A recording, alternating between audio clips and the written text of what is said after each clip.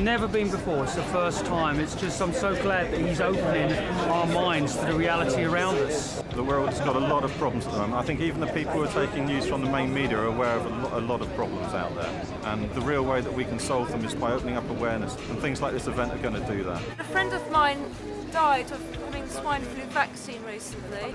So I want to help as many people realise that you know, this world that we're living is not what we thought it is, and it's quite important that we get the word out. I do believe there is an evil cabal who are interested in power, money and control, and I have a lot of respect for David for not being scared and speaking out against it. I admire him. I think he's very brave. I just want to see him doing his thing. I want David to tell us all, man, you know. I wanted to talk about the moon being a spaceship. I wanted to talk about the future, which he's so positive about, you know, with what's coming and how humanity is going to remember who it is, you know, and see that fork in the road where we actually stop believing all the mainstream education and media and start to wake up to the true magnitude of who we are and how we create reality, you know. He's done a lot of quality research, and he's also applied a kind of philosophy to it as well. You can take it or leave it, but he's putting it out there for everyone, and he puts himself at risk doing it, and we all owe him big time for that.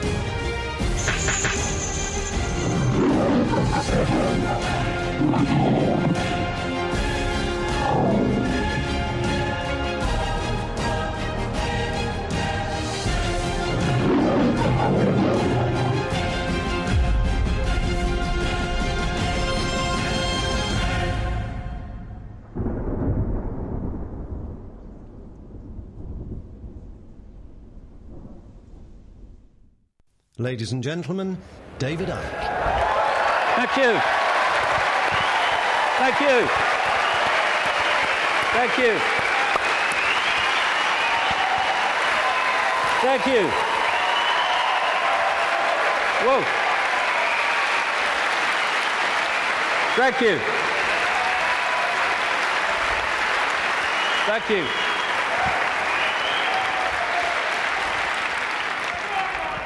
Good turnout then. Crikey. I remember talking to people in telephone boxes once and having room to walk around all those years ago, but amazing things have happened since. My thanks first of all to the extraordinary Linda for putting this event on, and Sean and all the team.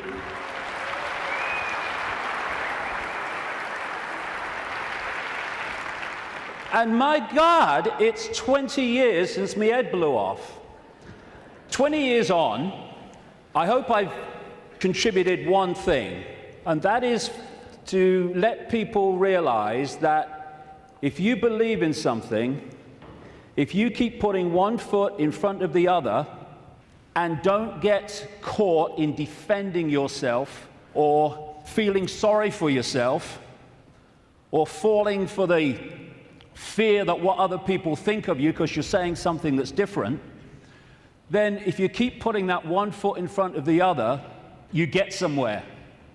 It's when you stop that everything stops. And if we believe in what we are saying, and what we're saying has validity, then eventually it will be shown to be so. But that process only plays out if we keep walking.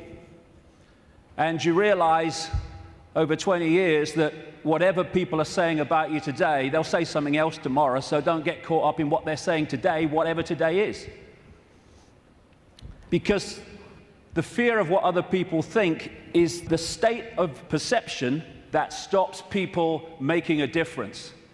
Because you can only make a difference in a world of uniformity if you operate outside that uniformity, and that's always going to get you laughter, it's always going to get you ridicule and condemnation. And we either want to make a difference and we take that on and say whatever, or we don't, in which case nothing changes. And when I look back at this last 20 years, I can see very clearly in my life what happens to all of us. You come into the world, and then you go through a series of experiences, and they seem to be random. They don't seem to be connected. Well, this is happening now, and that's happening then, and this is happening today. But when you look back, you see how it's been a journey of connected, often fantastically synchronistic experiences that are leading us in a certain direction. If we choose to go. If we don't choose to go, then we just run on the spot, which is where most of humanity is because of the way the system is structured. So when I look at the different aspects of my life, I see the chain of events that's led to now. I mean, this was me when I came into the world. I was bloody happy to be here, I was. Mom, Earth's a shitty place and want to go home. And I felt like that as a kid, to be honest. But then my life unfolded, and I became a professional footballer. Have you seen them teeth? When I saw that bloody picture, I've seen them teeth. Last time I saw a set of teeth like that, it was winning the Grand National. But the football side of it, which just seemed to be, I want to be a footballer. Actually, because I ended up playing professional football with rheumatoid arthritis, not recommended, by the way, I had an iron will to keep going whatever. And my goodness me, that came in quite handy a few years later.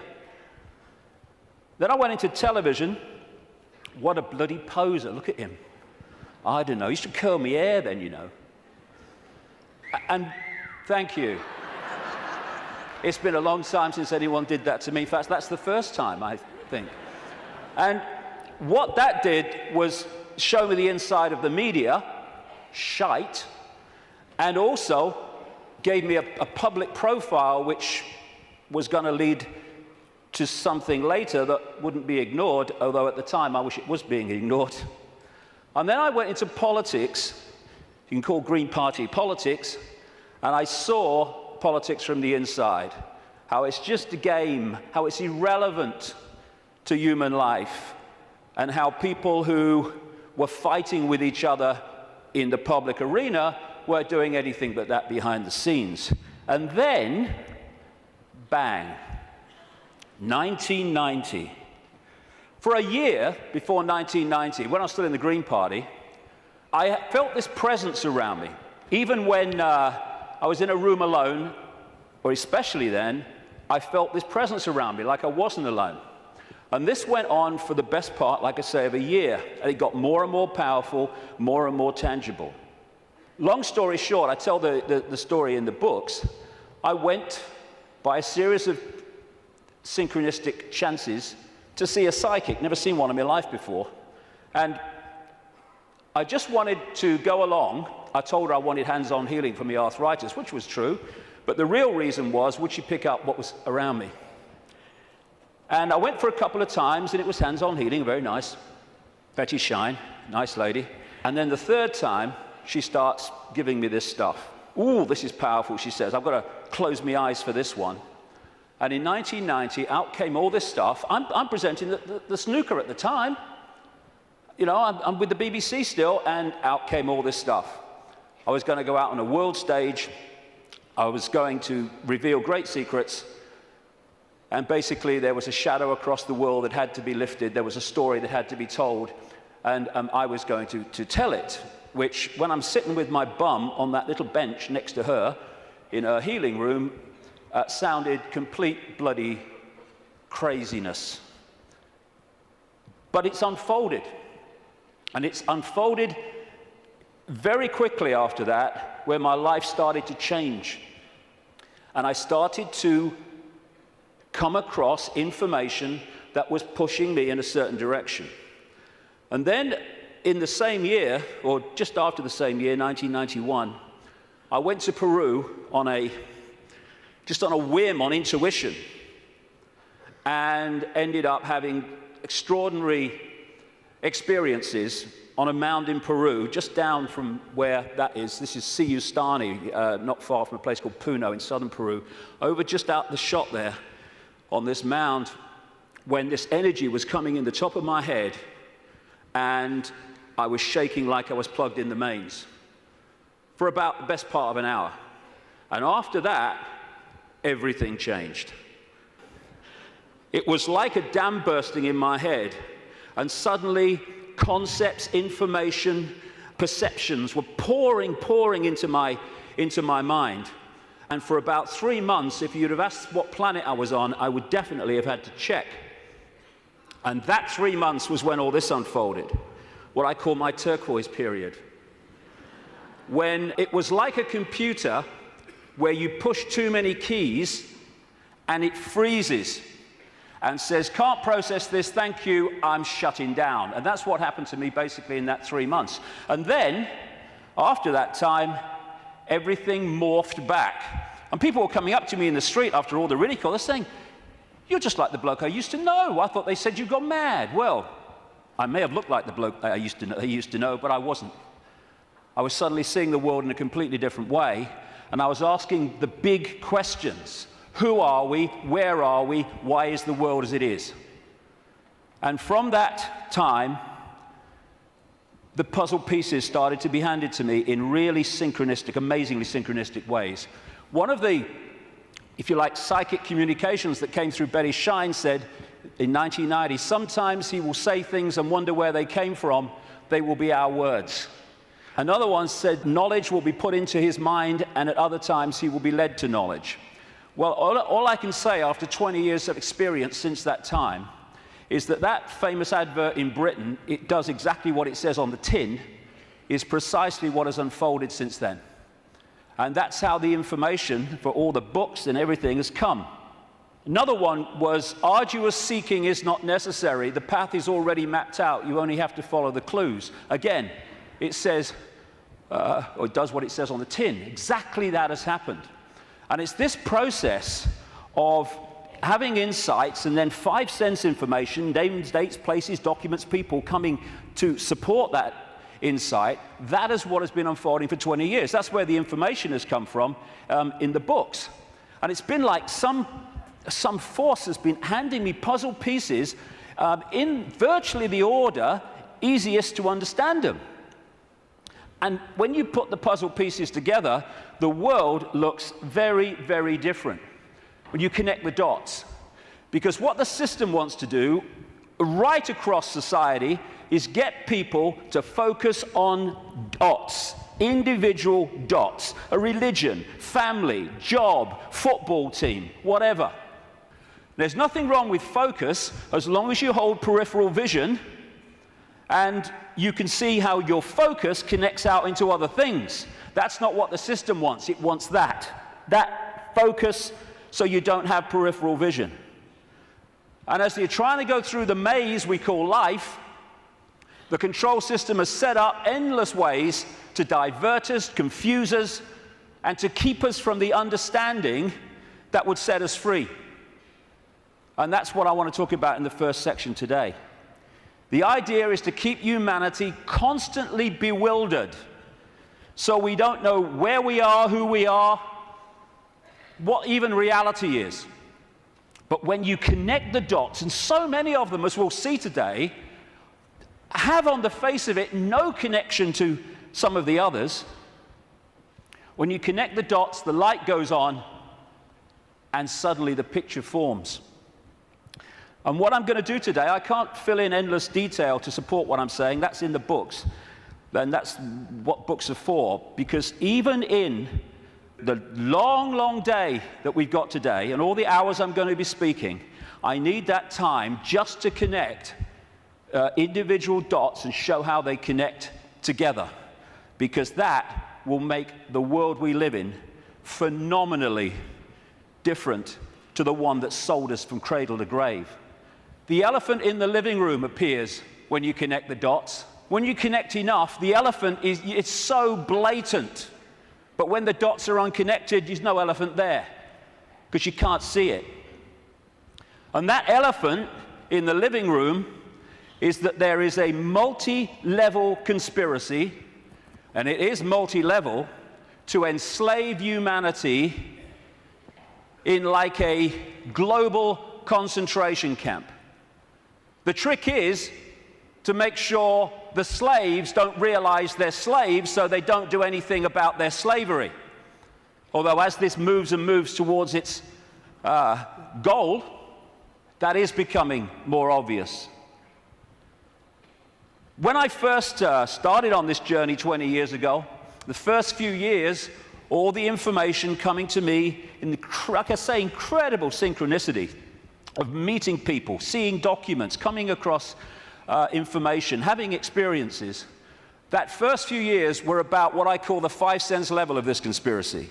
The banking scams, the police state, the Orwellian surveillance, the big pharmaceutical cartel attack on the human body and the human immune system, engineered wars. And then after a few years, I started to move through the synchronicity, just following the clues as it said at the start. I came across this reptilian connection to the families that are running our reality. And then the most important part, from about 2003, 2002, when the synchronicity started taking me in to the nature of reality itself.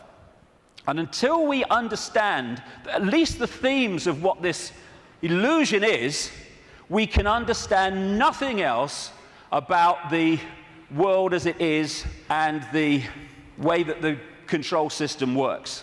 And then, over the last year, that synchronicity and the puzzle pieces has taken me into, perhaps for many people, I understand it, the most extraordinary area, which is that the moon is not what we think it is. Now, can you imagine if you've come along today out of curiosity? We're a few minutes in, and your eyes are on Bill. He just said reptile. He couldn't have done. He did. I heard him. Well, we're going to get into some strange stuff, especially in the second section. Well, the first section's strange. We really are lunatics for reasons that I'll come to. So we're now at this fork in the road where we can go down one track and we can experience freedom in a way that we've never even understood what freedom is. We go down the other one, the one that the control system wants, then we're heading for a Orwellian fascist global state. It's unfolding as I speak.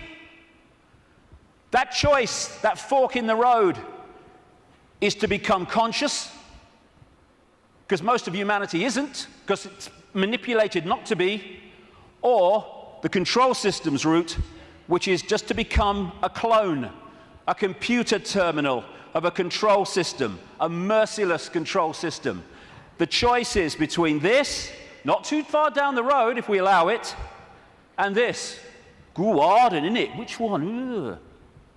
Freedom on a level, like I say, that we can't even begin to imagine from the perception of awareness that we've had so far. We perceive just a fraction of what freedom is, even when we talk about freedom. And we can break out of this. We can break out of this maze, this vibrational prison that we've been encased in. But to do that, as I said at the start, we have to stop doing what has put us in there. And that is conforming to the world that we are told the world is. Stop being in the herd. Stop being in the box, because there is another way. And if we don't take another way, I'm not saying the other way, we live in all possibility, but if we don't take another way from the way we've taken this far, how can anything change? It can't.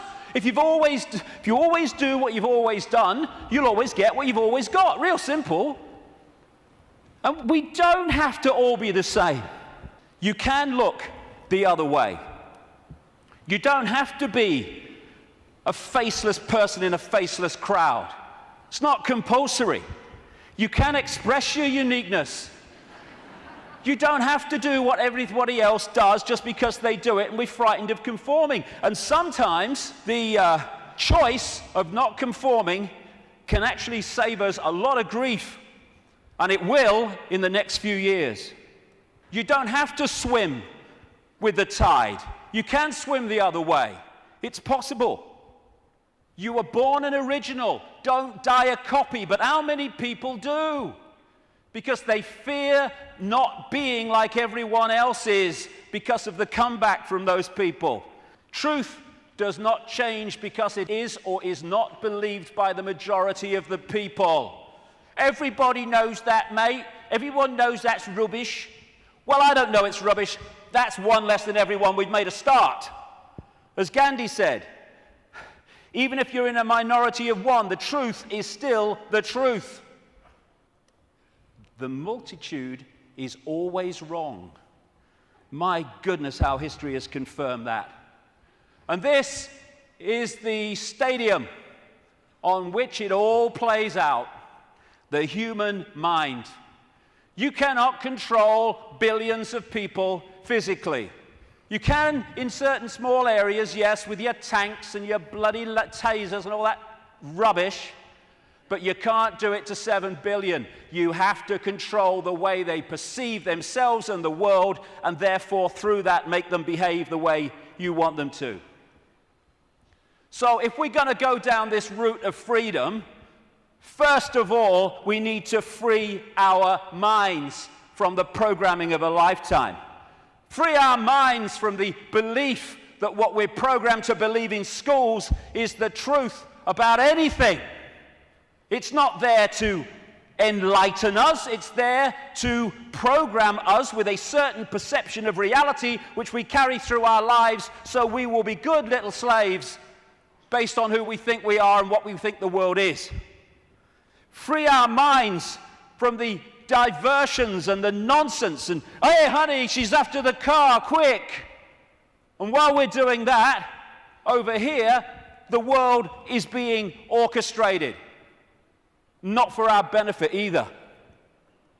Free our minds from the belief that the mainstream media is interested in telling the people the truth of what's going on in the world. It's there to do the opposite. It's to tell us the version of reality the control system wants us to believe, so we will respond and react in the right way. Free our minds from the fake change people. I mean, crikey, is there a politician that's actually campaigning anymore that's not saying they stand for change? Change?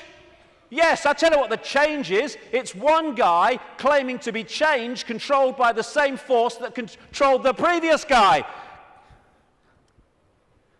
Free our minds from the fake, fraudulent, false flag terrorist events created by the same control system that then tells you how the world must change to save us from the terrorism that they had covertly created. Free our minds from the front men for this control system, who are put up to frighten us into accepting changes in society, surveillance and control to save us from people who are front men for the very system that says, let me save you from him. Free our minds from the bullshit nonsense about human-caused global warming, which is nothing more than a way of introducing and justifying more and more controls and massive, massive increases in taxation, making fortunes for people like him. Free our minds from the idea that Big Pharma, the pharmaceutical industry, is in any way interested in human health. It's not about human health, it's about Big Pharma wealth and more. Free our minds from the four-letter word that controls the world, fear, that traps us in these vibrational boxes called fear. And free our minds, more than anything else, from the idea that we are Charlie Jones or Ethel Smith. We're just Joe Public. We've got no power. The choice is to become conscious, to realize that Ethel Smith is an experience, not who we are, and choose not to be what the control system is fast trying to create. Since I started writing about this, in some detail 15, 16, 17 years ago about the control system. It's gone from its coming to daily experience. I think this is a symbolic picture myself. That plaque says, George Orwell lived here.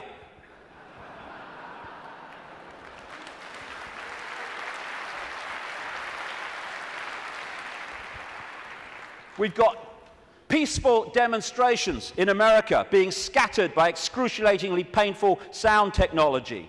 The microchip agenda's moving on. The sky's full of chemtrails and all the stuff that's in them. The food we are given to eat, if we choose to eat it, is full of chemical cocktails that are destabilizing our ability to think straight and be emotionally stable. And they're targeting the children more than anyone because they're the ones that are supposed to live most of their lives in this control system. They bloody won't, as I'll get to later, but they're trying. And yet so many people are still saying, well, it looks all right to me. Looks all right to me. To have your head in the sand, you have to be on your knees. The two go together. Ain't it great? Ain't it great to be free? So the idea is to enslave us while people think they're free. And this is a real important area that keeps us from focusing on this and acting on this. Wishful thinking. Wishful thinking that says, well, I don't want it to be true, so I'm going to kid myself it's not. And if I can do that, then I don't have to do anything. Here's an example of wishful thinking I came across. Wishful thinking that this threat will make any difference to their husband's drinking. That's wishful thinking.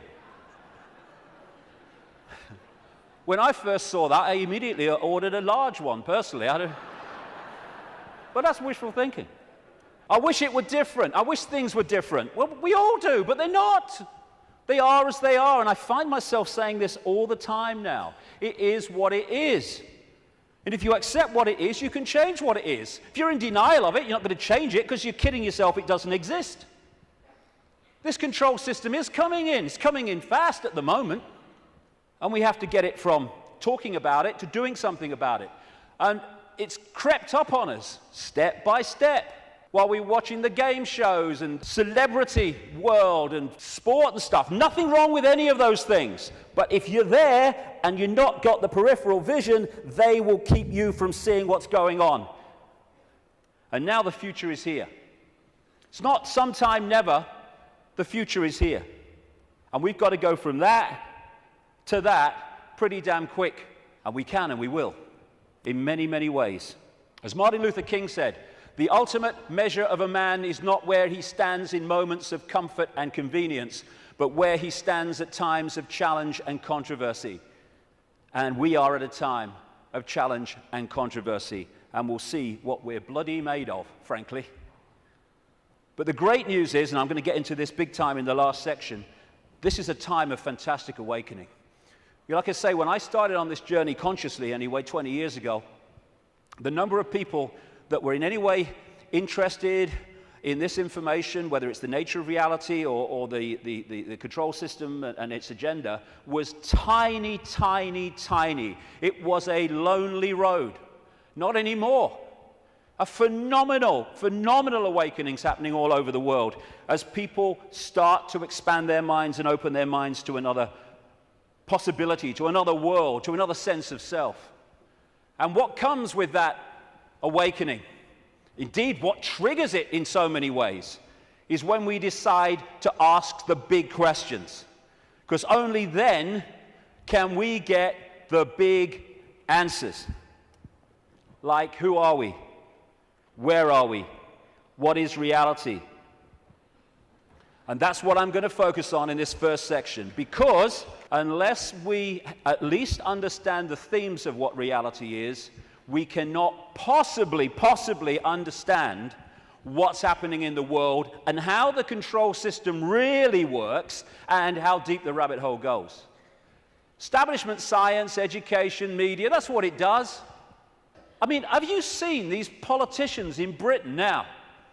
You got Clegg in the Liberal Party, Liberal Democrats. You've got Cameron in the Conservatives, you're going to probably have one of the Miliband's, maybe David Miliband, leader of the other major party, and they're all standing on the same sodding postage stamp, all three of them. Same background, same basic perception of the world and politics, and that's exactly the same with science, education, and media. They all stand on this same postage stamp, and anyone wants to step off it and explore in other areas, stop him! Stop him! Ridicule, condemnation, stop his funding. And people say, well, if what you're saying is true, science would tell us. Yeah, okay. Like the media would tell us, right? Yeah, okay. What the control system doesn't want us to know is that this reality, in terms of its physicality, the one we think we're experiencing now, is an illusion. There is no physicality. There is no out there. Everything I'm looking at now out there is going on in here. I'll come to how that works. It is so simple. As the great American comedian Bill Hicks said, great man. All matter is merely energy condensed to a slow vibration. We're all one consciousness experiencing itself subjectively. There's no such thing as death. Life is only a dream, and we are the imagination of ourselves. And that's the control system's bottom line, manipulating our imagination of self. You can trick the brain into seeing things that aren't there. These are pictures of paintings, etc., on the flat surface, the flat road, the flat pavement. And yet you can trick the brain into reading them as three-dimensional. That's on a flat pavement. So's that. Is that a woman's face, or is it a flower and a butterfly?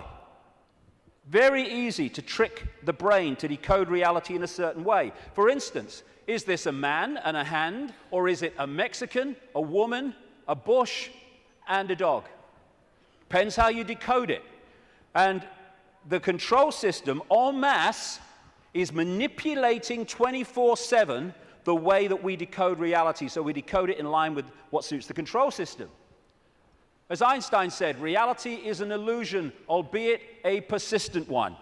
And the reason it's persistent is because we live in a virtual reality universe. A fantastically expanded, advanced version of a gigantic computer game. And the analogies go one after the other. Today, it's much easier to talk about reality, because technology is starting to mirror the very reality that we're experiencing. It's getting closer and closer to real, and the projection is that not too long from now, they will have computer games which you could hardly tell the difference between that and this. We're having training simulations and flying simulations. They're in some hospitals using virtual reality images to show patients when their burns are being treated, and they show them very pictures, very cold images, and the brain decodes that and cools the skin down. And when you look at these advanced virtual reality technologies, what are they doing? They're just hijacking the way the five senses work anyway. They're using the eyes, they're using through these gloves, the sense of touch and all the rest of it, and they are feeding information, digital information, to the brain and tricking it to believe that something's going on which is not. And that's how the control system works. And we have what I call the body computer, the biological body computer. Biological, by that I mean it has the ability not just to react to data, but to assess that data and make decisions on it, which is what the immune system is doing all now as we speak.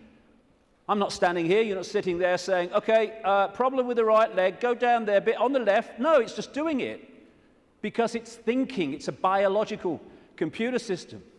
By the way, this image here was taken the split second that someone told this guy that Barack Obama had won the Nobel Peace Prize.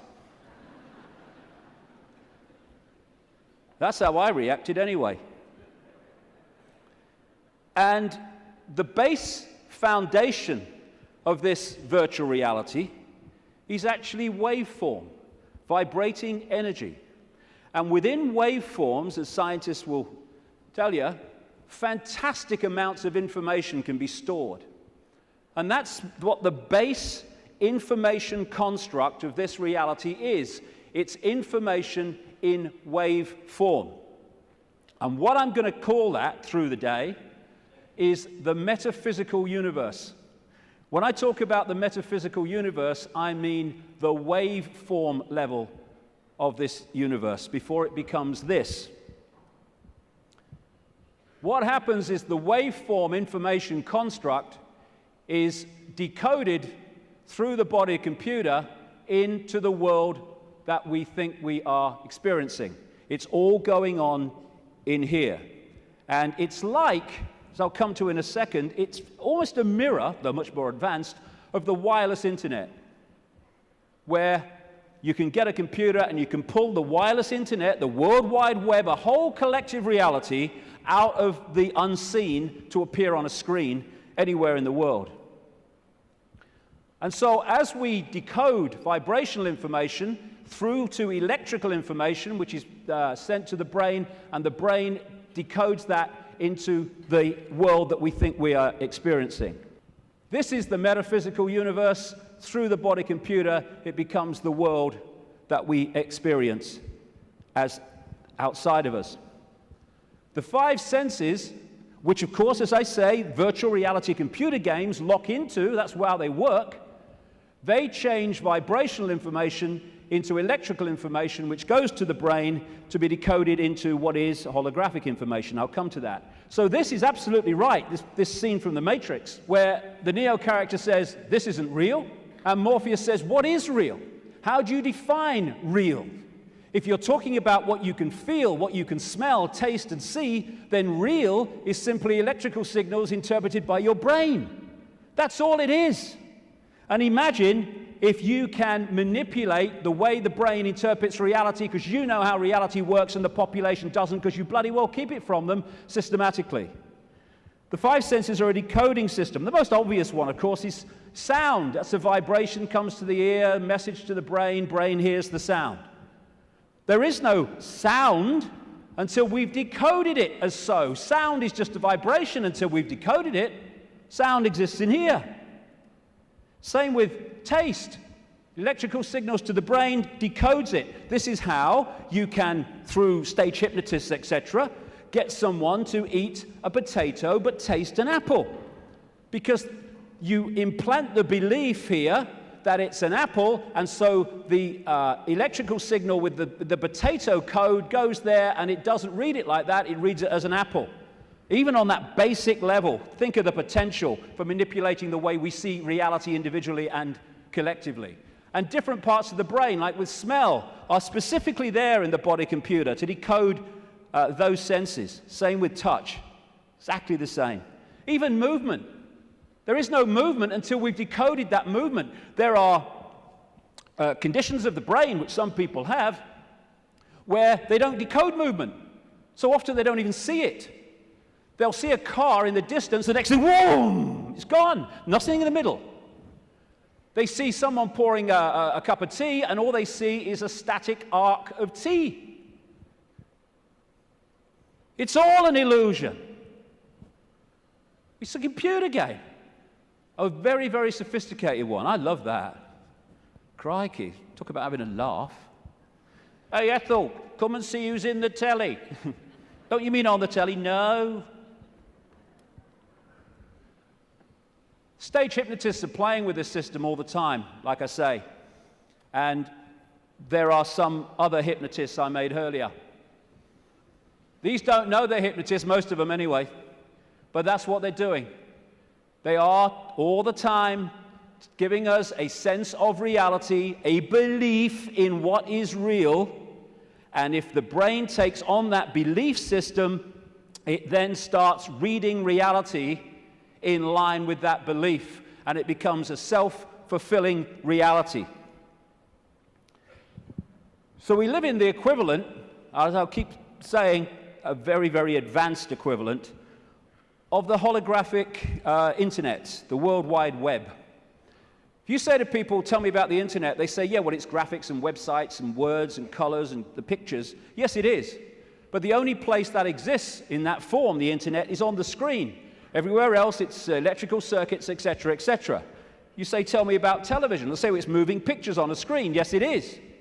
But the only place that television exists in that form is on the screen. Everywhere else, it's electrical circuits and, in some cases still, many cases still, broadcast frequencies. And we live in what I call the cosmic internet, where information in the energy around us, I'll come to where it comes from in a minute, is then pulled out of the unseen. Just as these guys sitting out in the open, no wires, no connections, they are pulling the unseen out onto the computer screen. And if you think of it, because people say, well, if you're creating your own reality in your head and all that stuff, why do we all see the same stage? Why do we all see the same car? Well, when you log on the internet in South Africa or Australia or London or America or anywhere, apart from places like China, you log on to the very same collective reality as everywhere else, everywhere in the world. You might choose to go to this website, and if you go to this website, the guy in South Africa could go to the same website that you're on and see the same thing, because it's a collective reality. What happens is that we then decide, do we like this website? What do we think of it? Do I want to go there or do I want to go there? That's how we put our individual spin on it. It's the same when you look out the window and you see the same car going past. But I might like the car, someone else might not like the car. But it's the same collective reality. And the body computer is pulling this reality out of the unseen, just like those laptops. And so you got in the Matrix movie that scene where he says, the Matrix is everywhere. It is all around us, even now in this very room. You can see it when you look out of your window or you turn on your television. You can feel it when you go to work, when you go to church, when you pay your taxes. It is the world that has been pulled over your eyes to blind you from the truth. What truth? That you are a slave, Neo. Like everyone else, you were born into bondage, born into a prison that you cannot smell or taste or touch, a prison for your mind. I'll get into the nature of that prison in the second section. So what is this universe? It's information. And it's information decoding information. Just as you put a computer disk in a computer, it's information. The information encoded in the computer then reads the information on the disk. That's what we're doing. And that way, we manifest this apparently out there reality. We too, the so-called human body, is energetic, non-physical in its base form. But when it comes through the decoding system, it becomes the world that we think we're experiencing outside of us. It seems to be outside of us. I'll grant you, my God, I look out here, it looks to be outside of me, but it's inside of us. We are creating it through the decoding system in our heads. Now, I'll go into this area in the new book. What I'm saying is that, well, I'm not saying this, scientists are now saying this. At the center of this galaxy is a massive black hole, and the increasing thinking is, and I would say it fits perfectly, is that there is a giant black hole at the center of every galaxy. What I'm saying is these black holes resonate the base information or the base vibrational frequency of this virtual reality universe. And they interact with what we call the suns. In this case, our sun in this solar system, but of course there's suns all over the place. I'm saying that this vibration triggers from the suns, depending on its vibrational state, because it changes, and that answers a lot of things, as I'll come to shortly. It triggers information of certain kinds being transmitted by the sun, suns in general, in the form of photons. Photons are the base unit of what we call light and other forms of electromagnetic radiation. They carry information. These photons being generated out of the suns, triggered by this vibrational base frequency coming from the black holes, create the cosmic wireless internet within our reality. And that's what we are decoding. The Earth decodes it. It's photon energy, photon information that is passing through the Earth energy grid. It is photon information, what the Chinese in their acupuncture disciplines call qi. That qi is actually photon energy. It is information, which the body computer then is decoding into this collective reality. And just like on the internet, where you can see information and receive it, but you can also post information, so we're interacting with this virtual reality universe and changing it subtly as we put our unique spin on things. And we're creating that world that I keep talking about. Now, some scientists over the years have postulated that this physical world only exists when it's observed. I agree. Why? Because of this. When you put a computer disk into a computer, it does not read all the information on the disk at the same time. It reads that part that it is observing, whatever that laser's hitting at the time. All the other stuff is still in information form. It's not been transferred to the screen as pictures, etc. And we do the same. When we observe, decode, then we bring it into this reality. But without that, this is just the base vibrational metaphysical universe, which is the basis of all of it. Then no light gets in the brain. So how do we see light? How can I look at that light and see it? No light ever gets in the brain because the brain's decoding information into that light. So when you see things like in the Matrix movies, those lines like, there is no spoon. It is not the spoon that bends, it is only yourself. Exactly. Because the only place the spoon exists in physical form is in here. And you bend it by bending the way you decode reality. Miracles are simply overcoming the programming of what's possible and not possible. You know, we are, of course, programmed to believe that when you walk through fire, you get burned. And if you walk through fire or hot coals with that belief, that decoding state, you'll burn your bloody feet. But as so many people have shown, if you can go into another state of consciousness and override that, you can walk across hot coals and not feel a thing. Why? Because an illusion cannot burn an illusion unless you believe it can. There are no miracles. There's just understanding how to manifest all possibility. And that understanding comes from the fact that we acknowledge, we understand that we are consciousness.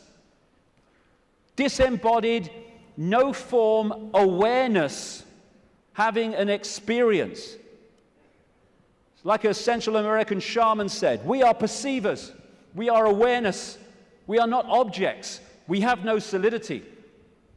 We, or rather our reason, forget this, and thus we entrap the totality of ourselves in a vicious circle from which we rarely emerge in our lifetime. And that vicious circle is what the control system wants to keep us in, because then we're controllable. We understand who we really are, what we really are. It's impossible to control by a bunch of control freaks. The body is the way our awareness experiences this reality. If I want to interact with this reality, which is a frequency range, I have to have an outer shell, we all do, that vibrates within this frequency range, because our consciousness is vibrating much too quickly. It's like radio 1 trying to make connection to radio 2. They're on different wavelengths, never going to happen. So we take on this outer projection we call a body, and therefore I can pick this up and interact with this reality. What the control system wants us to do is to believe that that projection, that vehicle to experience this reality is who we are, because then we go from, I am all that is, has been, and ever will be, I'm Charlie Smith, I'm Ethel Jones, I've got no power. It's the whole bottom line of it. We say I'm going on the internet. We don't go on the internet. The computer goes on the internet, and we observe the internet through the computer. And our mind-body is the vehicle to experience this reality.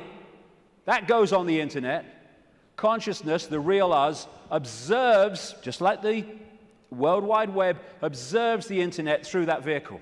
And like I say, the idea is to get us to think that we're that and not that. I had a vision when I was sitting in the bath a couple of years ago now, maybe. And I've asked my great friend, the brilliant Neil Haig, to knock this up from what I saw. I'm sitting in my bath, and I saw billowing energy, yellow, kind of white-yellow energy. And I took that immediately to be consciousness. Then an eye appeared in the energy, the consciousness, and then a telescope appeared. At the end of the telescope was this reality, the Earth, the solar system, whatever. And the last movement was for the telescope to morph into a human body. And that was so profound in the sense of that's how it works. And because of the limitations of this focus, we see ourselves, if we don't stay in contact with that, in very limited terms. Death is just putting the telescope down. Well, I've had enough of that. Earth's a shitty place. Hello, all right, I'm back. You never went away. The computer's here. We are observing through the computer. And I want to make the difference, because this will go through the day, the difference between consciousness and what I call the mind. Everything is the same energy in the end, because it's just one unified awareness I call the infinite. But it takes different expressions. Consciousness is the ocean. All possibility, all that is, all awareness. And the mind is like a frozen, denser expression of that, and therefore has great, great limitations in terms of awareness and perception compared with that. And one of the reasons is to interact with this reality, which is much denser than consciousness, we have to have a denser conduit, which we call the mind-body. Therefore, it has to be more limited than consciousness itself. This guy, Ramana Maharshi, a man who lived in India and meditated for most of his life on a mountain in India. I've actually been there. Nice place. He said, mind is consciousness which is put on limitations. You are originally unlimited and perfect. Later, you take on limitations and become the mind. Or as Einstein put it, a human being is a part of the whole called by us universe, a part limited in time and space. He experiences himself, his thoughts, his feeling, as something separated from the rest, a kind of optical delusion of his consciousness. And that optical delusion comes from looking through the lens, the telescope. And what it does, and I keep saying the control system is structured exactly to do this, it puts us in a false identity. One that doesn't think all possibility, it thinks limitation, I can't, that's not possible. And if you want to control people en masse, you want them in that mode. I'm not David Icke. David Icke's my experience. It's a name for the experience I'm having at the moment. I am all consciousness, all awareness, all that is, has been, and ever will be, and so is everyone else in this room, everyone else in all the realities of this infinite world that we live in. We are all possibility, and that's our base state. I don't care who you are, what you've done in your life, what regrets you have, how successful you've been, your base state is all possibility. And I've only taken psychoactive drugs once, well, 1.5 times. The main one was in Peru when I took something called ayahuasca in 2003. And for 5 hours, I had this voice, as loud as mine is now, took female form, talking to me about the illusory nature of reality. And when I came back out to Britain, it happened in the Brazilian rainforest, I started following up names, dates, places type information, what I was told.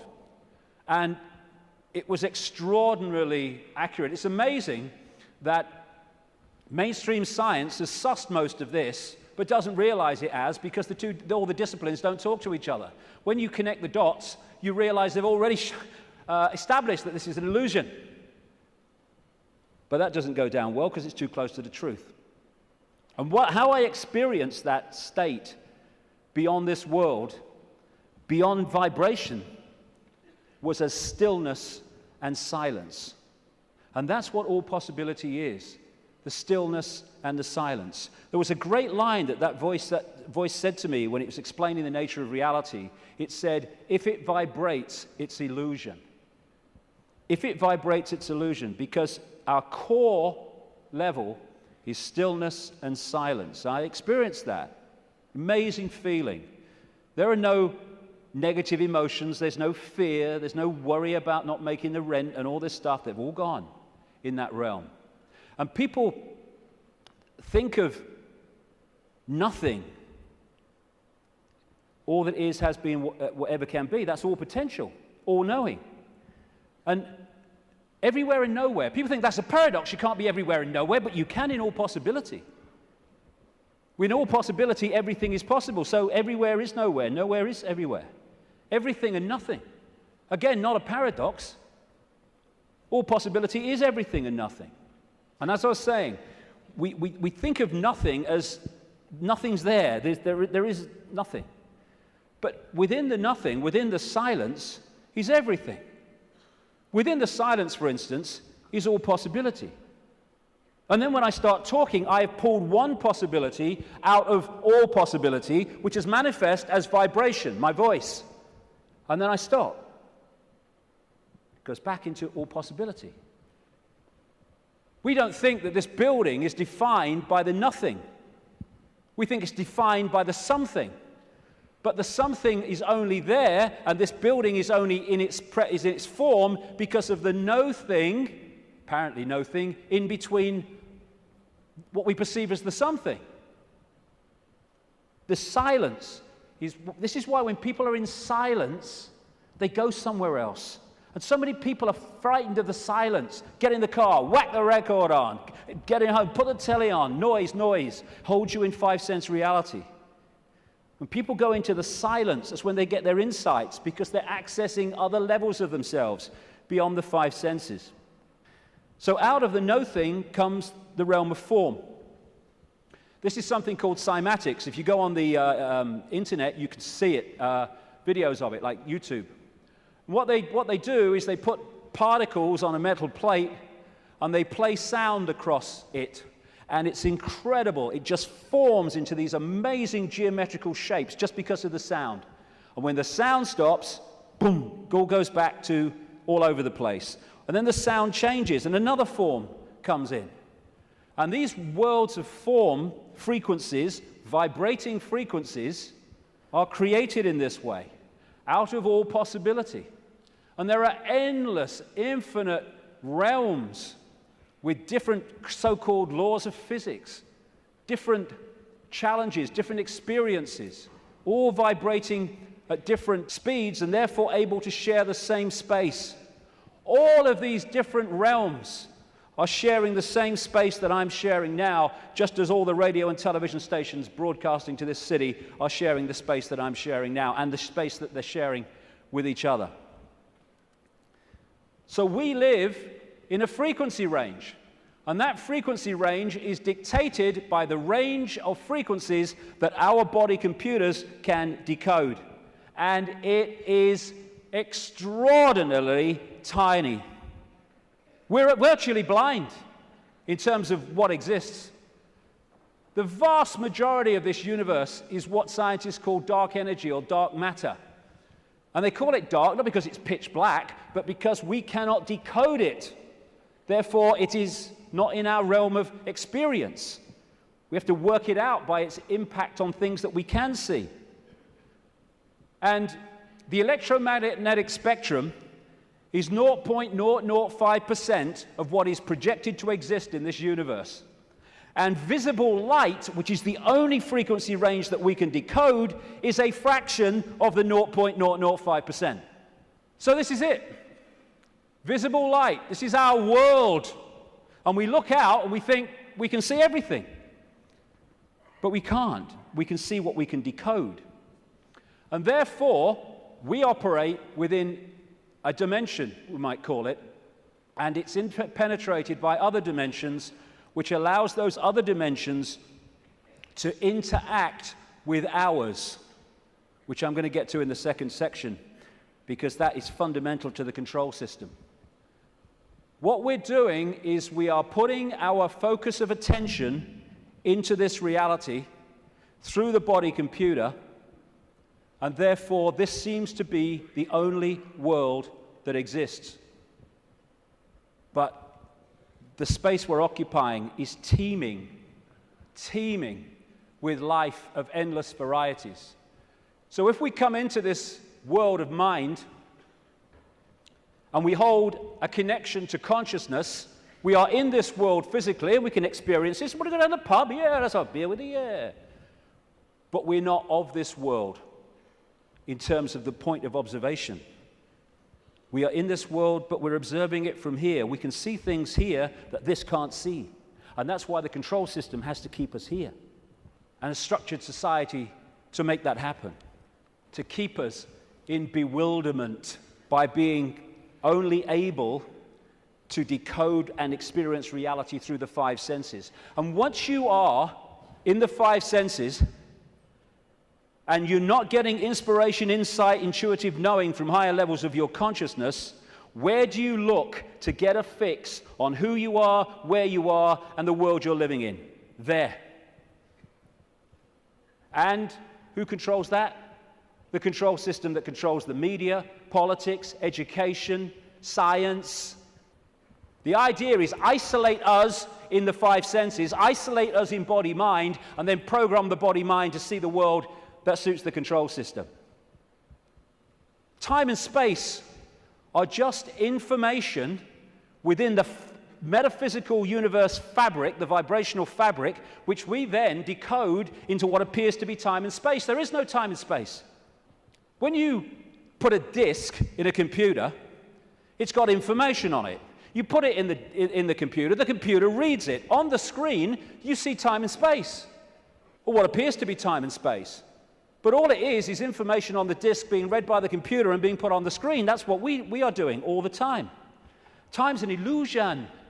And my goodness me, if we fall for that, then we totally get encompassed by time, that time exists. You can say it's 1 o'clock, I've got to meet someone at 1 o'clock, so you're there at the same time, and synchronize that, but all along you know that it's just a construct.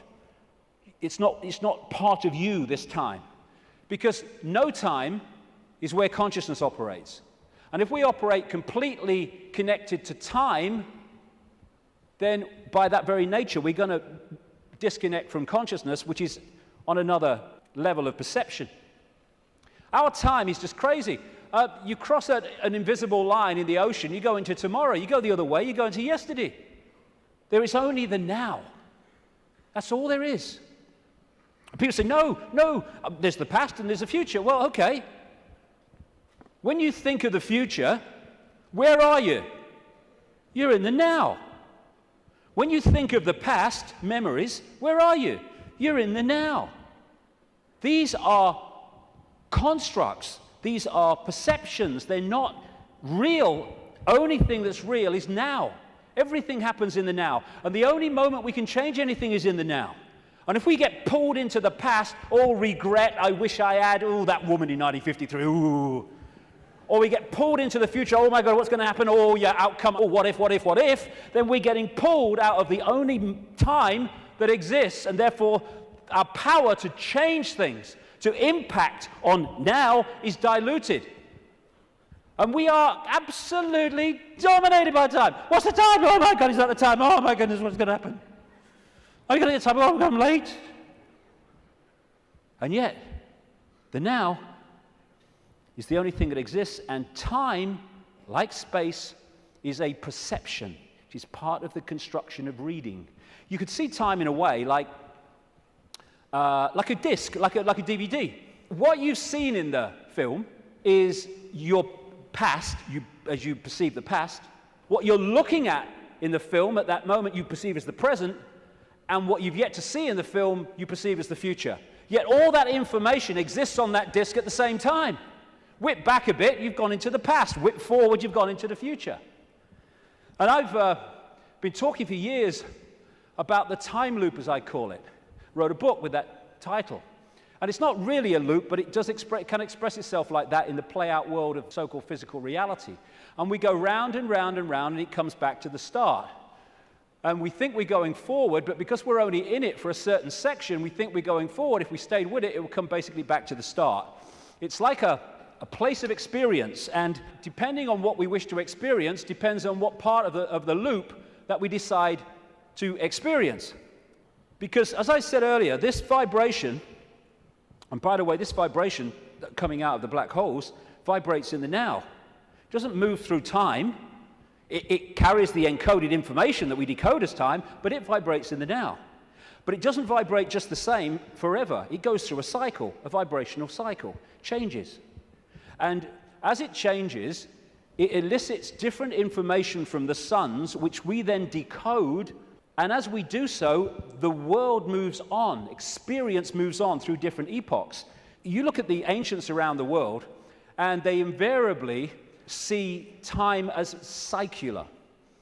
You have, of course, the famous yugas in Indian belief, Hindu belief, where the world goes through different cycles. You have a golden age when everything is expansive and everything's fully integrated and connected. And then you have other yugas which are suppressed, and you have control, and you do not have the expansive awareness that you had before. It's a different kind of experience. And so as this vibration changes, it takes this reality through a cycle and then comes back again. This is where all these yugas come in. And what happens is the left half of the brain particularly decodes this information, which is vibrating in the now. It decodes it into a sequence. It's what some brain scientists call the left brain a serial processor. And it's this sequence that it puts the information in that appears to be the passage of time from past to future. The quicker it decodes it, the quicker time seems to move, the slower it decodes it the reverse. This is why, as Einstein said, if you're in the company of a beautiful woman, time can pass very quickly, but if you're in a dentist chair, it can pass very slowly, because your brain is decoding reality in a different way, putting it into a sequence in a different way. And so the time loop is actually just the decoding of this changing vibration, changing information. And again, if you can hold connection to out there, you can be in the world and not of it.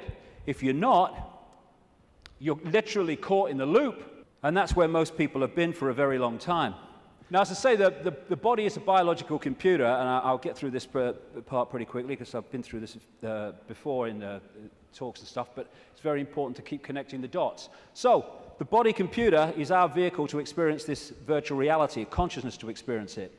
It's like, you want to go to experience another planet, you need an outer shell. As I said earlier, we need an outer shell vibrating within the frequency of this reality. And this is what makes racism so ludicrous, so insane, such a confirmation of ignorance, because it's just a vehicle to experience this reality. And racism is the final confirmation that you are caught in five-sense reality and have not a clue of the nature of what we all are, racist and non-racist, and that is consciousness. Humans, we think we're humans. We're human. Humans are like a software program. We're not human. We're experiencing being a human. We are consciousness having that experience. As this article in the San Francisco Chronicle said, DNA is a universal software code. From bacteria to humans, the basic instructions for life are written with the same language. And there are four codes, A, C, G, and T, or in my case, G and T, G and T, G and T. I like that one. It's in my DNA. And how these codes are in relation to each other decides if the outer shell is a human, a mouse, a virus, anything. And it very much connects into those green codes on the computer screens in the Matrix movies. And the body computer, biological computer, has the ability to think and assess for itself, ticks every box when you go through it. The reason they're now talking about connecting the brain to desktop computers is because they are connecting two computers. One far more, infinitely more advanced, yes, but two computers. That's how it's possible. When the computer won't work, won't turn on, won't process, we say the computer's dead. You drop a computer from a top floor, it will smash and it will be dead. You drop a human computer, it will smash and be dead. Because that's all that happens at death. The computer dies. We don't bloody die. There is no death. We're consciousness, infinite consciousness. The computer goes into sleep mode just to tick over. We go into sleep mode just to tick over. We have antivirus technology in computers to seek out the viruses that are a danger to the computer's systems and what you might call health. We have a phenomenal antivirus system we call the human immune system, which does exactly the same. And when you have a virus system and a new virus comes up, they have to update it because it can't work out how to stop it, because it's not been programmed to. This is updated by reacting and then integrating that so that the next time that comes, it can deal with it. This is an enhanced photograph taken at the Necker Hospital in Paris when they put tracer dye into the acupuncture points and then photographed it. And the tracer dye went through these lines of energy in the body, the chi, the photons. And when you look at it, it's just like a motherboard. And interestingly, when this chi is passing around too slowly or too quickly, the body is ill in some way. And what acupuncture is about is using the needles and other techniques to balance out that flow of energy. And what happens when the information is passing around a desktop computer in less than optimal speed? You say, my bloody computer's slow today, and often it's slow because it has a virus. The brain is the central processing unit of the computer, which in a desktop is a microchip. It's the main processor of information. The DNA is the hard drive, and it's not just the DNA we see physically, because even DNA is just the decoded version of an energy field. We have an energy counterpart, which we call the human aura. What we call cultures. I'm this culture, I'm a black South African, I'm a Hindu or whatever. These are different sub-softwares of the human software. This guy, William Sheridan, was in a New York hospital waiting for a heart transplant, and he joined an art therapy course. He was about as good as I am, and I'm a terrible, terrible artist. And this is what he was drawing. After his heart transplant, suddenly he went back on the art therapy course and started drawing much more sophisticated pictures. As a result of agreeing to promote organ donation, he managed to meet the donor's mother. He asked her the obvious question, did your son have an interest in art? And she said he wanted art materials rather than toys from the age of 18 months. He was crazy about art. And there have been many studies, some of them very extensive over the years, that have shown the incredible connection between people who've received hearts, lungs, and other organs from people and then taken on either and or their character traits or their abilities. Because what are they doing? They're downloading information from one computer to another. That's how it gets passed across. Credo Mutwa, the great Zulu shaman in South Africa, told me that in the days when they used to eat people in Africa, one of the golden rules was that you must heat the person to a certain temperature, otherwise if you eat them, you become them. Same principle. We are led to believe that what identifies us with the body and what identifies us with the body being us is whether we're a man or a woman. Again, being a man or a woman is not what we are, it's the experience we're having. How can we be a man and a woman, or how can that be what we are, when you can change from a man to a woman through chemical intervention? It's changing the nature of the computer through chemical intervention. Freaky the chicken, who was in the papers a few years ago, started out life as a hen, laying eggs, then had a massive, for some reason, explosion of testosterone and became a cockerel. Started chasing the chickens, the hens, and crowing at dawn, grew a comb.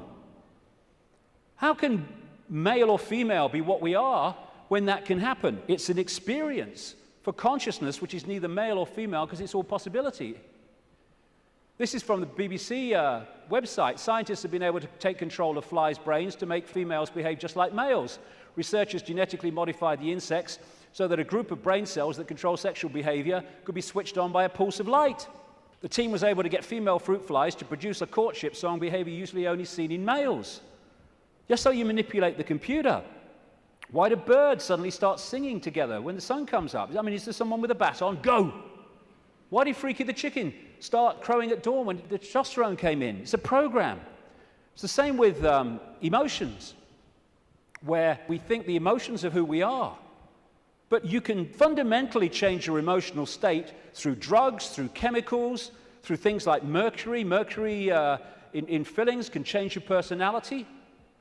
Can change your personality by drinking the shite in food and drink, these chemical cocktails. That's what's happening to so many kids. How can even emotions, as we know them, be what we are, when chemicals can change the emotions that we have? It's to do with the way we decode reality. And we are receiver-transmitters of information. Like we're taking from the worldwide cosmic web and we're adding to it. And how interesting and appropriate that one of the great ways or great means of receiving and transmitting is through crystals, quartz crystals. And it turns out the human body is a gigantic liquid quartz crystal. The membrane of every cell, and we have trillions of them, is a quartz crystal, a liquid crystal. The Earth is a gigantic crystal. Every grain of sand, for goodness sake, is a crystal. And the Earth, too, is receiving and transmitting information within this cosmic web. DNA is a receiver-transmitter of information, and it's made that way. This is an article on DNA. From the characteristic form of this giant molecule, a wound double helix, the DNA represents an ideal electromagnetic antenna. On one hand, it is elongated and thus a blade which can take up very well electrical pulses. On the other hand, seen from above, it has the form of a ring and thus is a very magnetical antenna. We are receiving and transmitting all the time through what we think is the body computer. And the energetic auric field connects into us through what we call chakra points, from a word, Sanskrit word meaning wheels of light. And these connect into what we call the physical body through the endocrine system of glands, two of which include the pituitary and the pineal gland, which together make up what we call the third eye. The ability to get out there through the sixth sense. It's like that Muse song says, if we could flick a switch and open your third eye, we would know that they'd never be afraid to die. Words to that effect. Exactly, because we'd be out there. Now, anything that can shut these down holds us in five-sense reality and stops us from breaking out into the greater self. That's where they want us, and that's where they've got so many people, the vast majority, in that state, in a false identity. The world looks so solid, I grant you, but it can't be. It can't be, even though it seems to be. And if you bang your head on the wall, again, like walking through the fire, believing you're going to get burned, bang, you'll bang your head. But it can't be, because the world is made up of atoms, and as quantum physicists have shown, atoms have no solidity. How can something which is basically empty space make up a solid world? It can't. The reason it appears to is because the information in the waveform metaphysical universe is decoded through into apparent solidity. Again, it's just the way we decode reality that gives it form. We take information from a disk, we put it on the screen, it seems to have time-space solidity. But it doesn't. It's just information being read, and that's exactly what's happening to us. The reason it appears solid and it appears three-dimensional is because we live in a holographic world. We see holograms, you can buy them in the shops, where they appear to be three-dimensional, but actually they're not. It's just the illusion of the way they're made. And how they make them is they have a laser, part of it goes across the object they want to photograph, another part goes directly onto a photographic plate, and then the part that's passed across the object goes onto that plate, and they collide. Those two parts of the laser collide, and they create, here we go, a wave form. We call it in holographics an interference pattern. It's like dropping two pebbles in a pond, and then the waves they create collide, and that is a waveform representation of where those pebbles fell, how heavy they were, how high they fell from, etc., how big they were, etc. And this is what the waveform, again, looks like on a holographic print. It's information. It seems to be nothing. It looks like a fingerprint, appropriately, actually. But what is it? But you fire a laser at that, and suddenly a three-dimensional, and the best of them, a very solid-looking image comes up. This is we create our reality. It's holographic. This guy is in an Australian city, I think it was Melbourne, but he was projected as a hologram onto a stage in Adelaide. This is one that CNN did. So we are creating a holographic version of this information, just like a hologram does in our heads. That's where it comes from. It's this construct. And how funny, I've been saying this for years, and then I come across this very, very mainstream New Scientist magazine in January now 2009, and its front page, you are a hologram projected from the edge of the universe. You don't need to go through great swathes of academia. In fact, it's often the worst thing that can happen, because it puts you in the box on the postage stamp, often, to understand reality. You just have to access that which is all around us, containing that knowledge. And then you have the question, how can something be a waveform and a particle at the same time, which is what quantum physics has found and gone, what? How can that be? Very simple. When you're creating a hologram, the waveform doesn't disappear when the hologram projects itself. They both exist at the same time, the information construct and the decoded holographic form. The particle and the waveform exist at the same time. It's so bloody simple. People think it's so complex. One of the great things about a hologram is that every part of the hologram is a smaller version of the whole. So if you cut a holographic print into 4 and put a laser onto the 4 pieces, you don't get a quarter-size version of the whole picture, or a quarter-size part of the whole picture. You get a quarter-size version of the entire picture. And because of that, this is why these things happen. This is why reflexologists can find points on the hand and the feet and elsewhere that relate to different organs and parts of the body. This is how acupuncture can do it, and reflexology with the points on the ear. Do something here, it affects the heart. Do something here, it affects the liver. Because it's a hologram, and it must be like that, because every part of the hologram is a smaller part of the whole.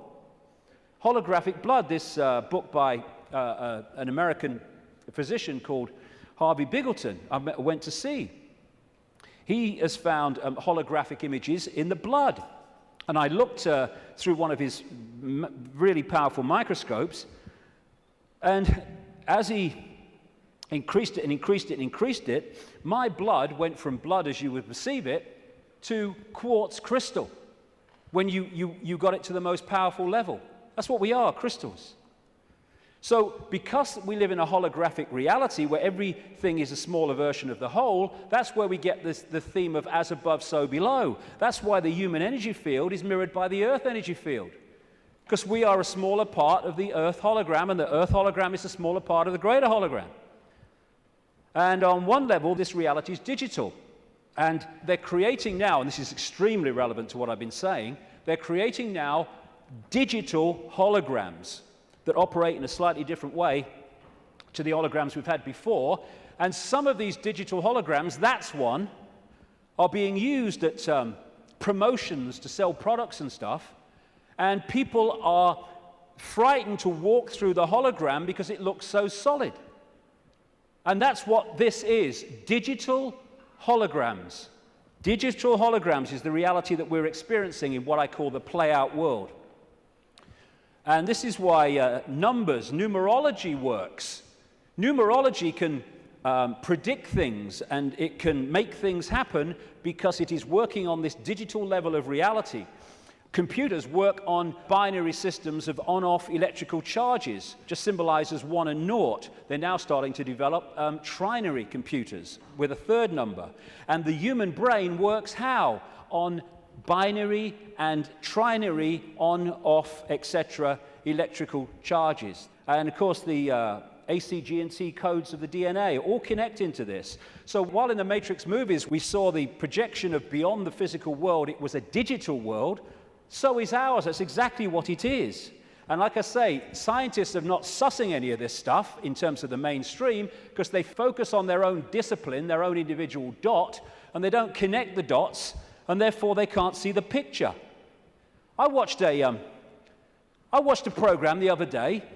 It was a mainstream science program, and it asked the question for at least an hour. I think it was an hour. What's the biggest number? And they were going to these bloody numbers that went on and on and on and on, disappearing up there, trying to work it out. Well, I'll tell you the biggest number. That's the biggest number, infinity. There is no biggest number. There is only all possibility. And numbers are the digital level of this reality.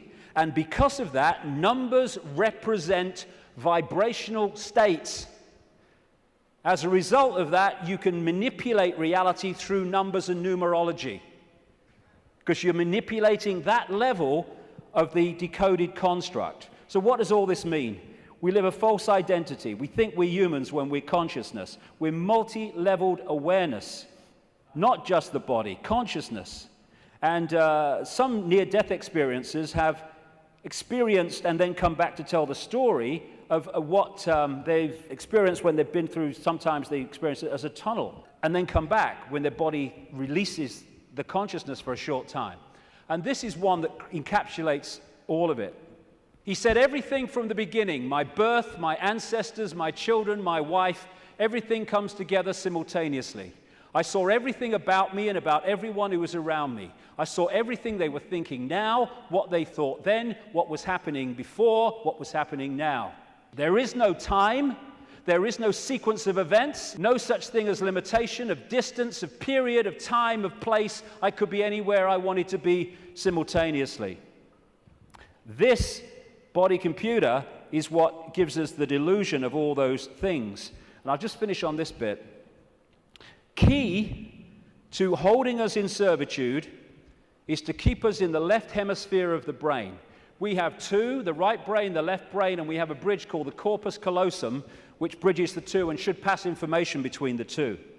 And the right brain, they are very, very different states of being. The right brain is the out there, the creative, the connection with all that is. The left brain is what deals in numbers, in language, in sequence, and puts everything in hierarchical structures and all the rest of it.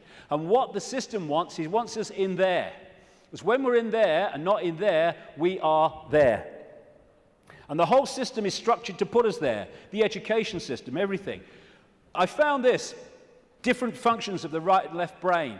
What the right brain wants to do is say the color. What the left brain wants to do, language, it wants to say the word. And it's interesting when you try to go through these and say the color, how difficult it is for many people to say the color instead of the word, to say green instead of what the left brain wants, which is yellow. And the functions of the two are massively different. This lady, a brain scientist, neuroanatomist called Jill Bolte Taylor, became well known when she had a stroke in the 1990s, I think it was.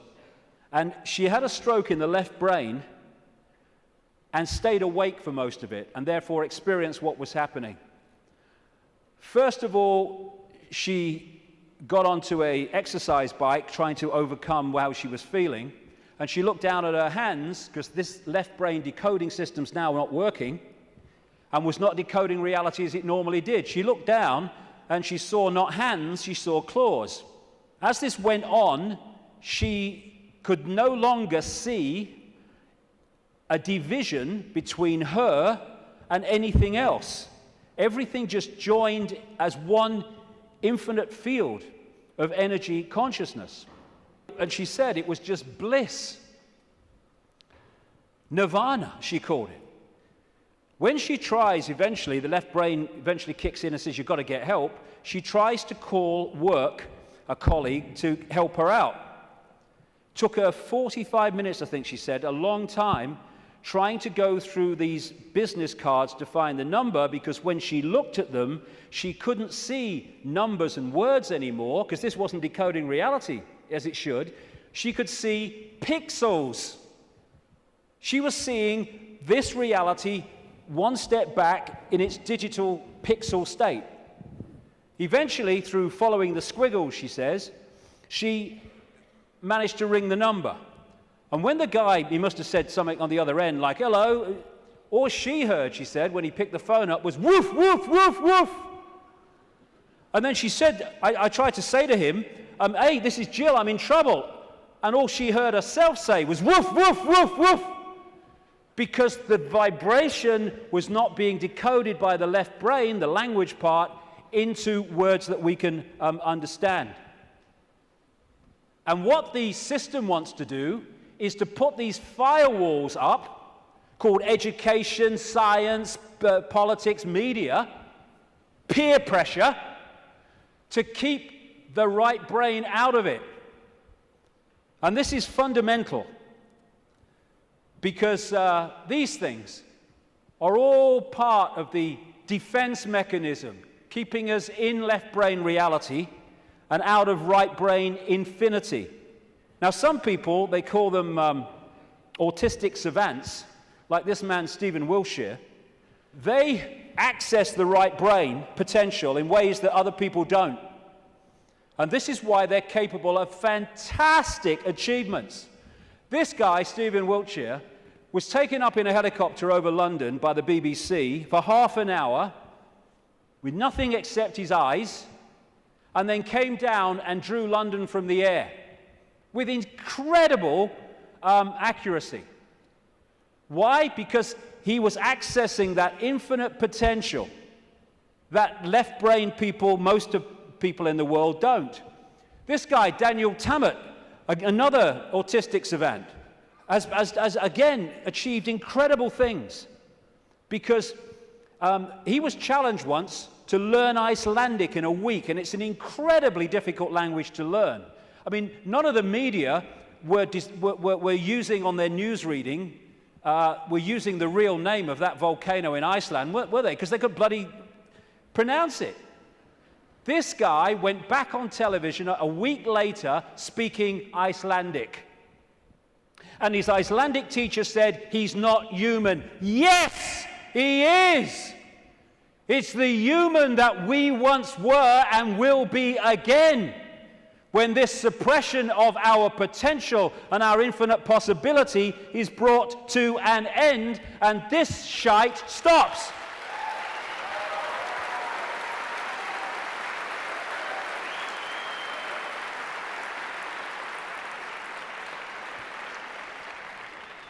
We worship the intellect. Oh, he's got a great mind. Oh, he did this at Oxford. Oh, he's gone to Harvard. Mind is such a low level of awareness. It's supposed to be a vehicle for experiencing this reality, a servant of consciousness. It's become our master. It's become something to worship, and that's the isolated intellect. That's the isolated intellect. And so we reach a point. This fork in the road is, are we going to be consciousness or mind? Are we going to be all that is or little me? It's not really free your mind, it's free yourself from mind. That's why society is structured to completely engross us and swamp us in things to occupy our mind. Open your mind, become all that is. Infinite love is the only truth, everything else is illusion. What is infinite love? All possibility, infinite possibility. Choice between the head, thinking, intellect, and the heart, knowing, wider consciousness. Then we start to access this wider information and see the world from a completely different level. We then start to access, once we get out of mind, all these other realities that are there to be accessed and perceived and to glean insight and information from, that have been denied by being encloseted and enclosed in mind. As William Blake said, if the doors of perception were cleansed, everything would appear to man as it is, infinite. The control system's game is not to have that cleanse happen. René Descartes, the French mathematician and philosopher, defining who we are, said, "I think, therefore I am." I would update that on the body-computer level and say, "I compute, therefore I am." But beyond that, in the realms of consciousness, it is simply, "I am, therefore I am." I am all that is, has been, and ever will be. And this multi-leveled conspiracy is there to keep that knowledge from us, to hold us in little me mental states, so a tiny few can control billions. Without this knowledge, we cannot understand the conspiracy and how it works. And the question is, who's behind it? See, they're hiding already. Who's behind it? And that's what we'll get to in the next section, which will start in 10 minutes. Thank you very much. Thank you.